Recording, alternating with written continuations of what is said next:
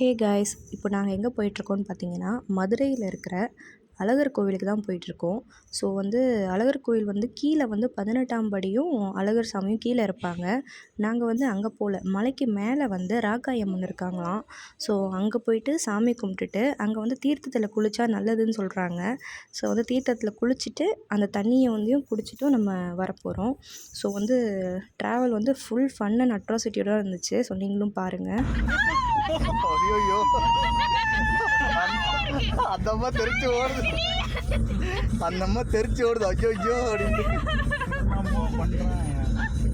இப்போ நீங்கள் பார்க்குறது பழமுதிர்ச்சோலை. இதை தாண்டி தான் நம்ம போகணும். இப்போ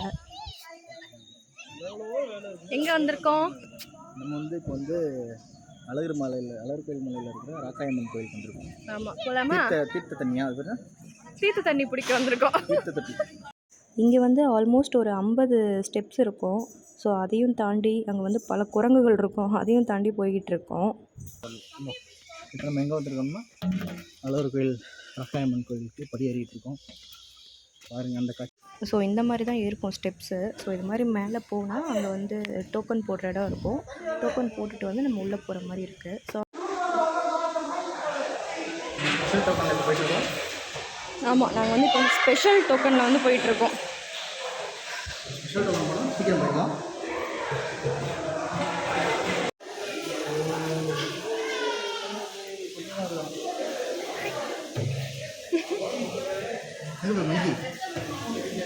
குரங்கு நிறைய போகுது.